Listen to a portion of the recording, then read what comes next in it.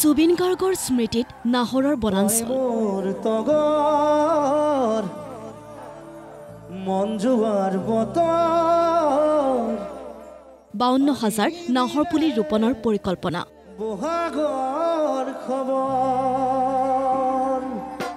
প্ৰাণৰ শিল্পীগৰাকীৰ স্মৃতি সংৰক্ষণৰ বাবে অভিনৱ পদক্ষেপ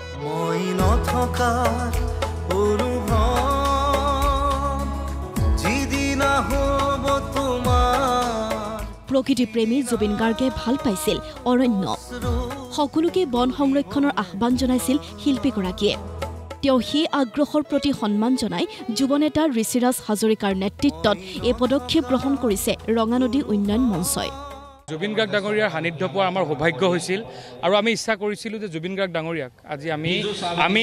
প্ৰকৃতিৰ মাজত স্থায়ীভাৱে আমি সংৰক্ষণ কৰিব বিচাৰিছোঁ আৰু সেইকাৰণে ৰঙানদীৰ আমি বিভিন্ন প্ৰান্তত আমি জুবিন ফৰেষ্ট নামেৰে আমি জুবিন গাৰ্গৰ আমি সোঁৱৰণিত আমি নাহৰ পুলি ৰোপণৰ এটা প্লেন কৰিছিলোঁ আমি 52,000 নাহৰ পুলিৰে জুবিন ফৰেষ্ট তৈয়াৰ কৰা পৰিকল্পনা লৈছোঁ তাতে আপুনি দেখিছে বিভিন্ন জাতি জনগোষ্ঠী দল সংগঠনে আমাক সহযোগ কৰিছে আমি ৰঙানদীৰ বিভিন্ন প্ৰান্তত এই জুবিন দাঙি ধৰিম আৰু ইয়াৰ জৰিয়তে যোনদিনাখনি আমি জুবিন দাক আমি লগ পাব বিচাৰিম আমি সেই অঞ্চলসমূহলৈ গৈ আমি জুবিন দাৰ সান্নিধ্য পোৱা বুলি ভাবিম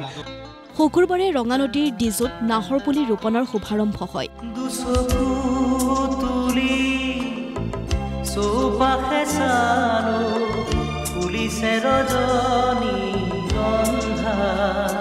জিলা প্ৰশাসন আৰু বন বিভাগৰ লগতে স্থানীয় বিধায়ক মানৱ ডেকায়ো নাহৰ পুলি ৰোপণৰ শুভাৰম্ভ অনুষ্ঠানত অংশ লয় জুবিন গাৰ্গক আমি চিৰযুগমীয়া কৰাৰ প্ৰয়োজন নাই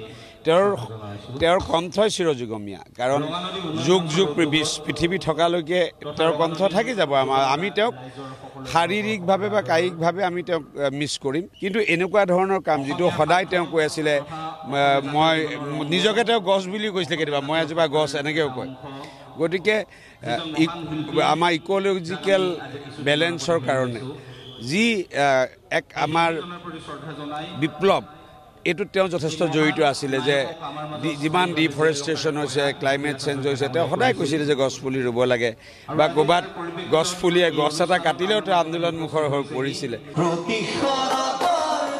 পৰ্যাপ্ত নাহৰ পুলিৰ যোগান ধৰিবলৈ বন বিভাগেও বিশেষ তৎপৰতা গ্ৰহণ কৰিছে একচুৱেলি কি হয় নাহৰ পুলিটো আমি ইমান সংখ্যক কৰা নাছিলোঁ আগে পিছে কিন্তু এইবাৰ যিটো ঘটনা ঘটি গ'ল তাৰপিছত ভালখিনি সংখ্যক নাহৰ পুলিৰ ডিমাণ্ড আহিছে কিন্তু আমি ভাবোঁ যে আমি যিখিনি ডিমাণ্ড আছে সেইখিনি ফুলফিল কৰিব পাৰিম আৰু ভৱিষ্যতেও আমাৰ এই মহান শিল্পীগৰাকীক সন্মান জনোৱাৰ কাৰণে আমি স্পেচিয়েলি নাহৰ পুলিৰ উৎপাদনত গুৰুত্ব দিম জুবিন গাৰ্গ নাহৰণী বনাঞ্চল নামেৰে পৰিচিত হ'ব এই বনাঞ্চল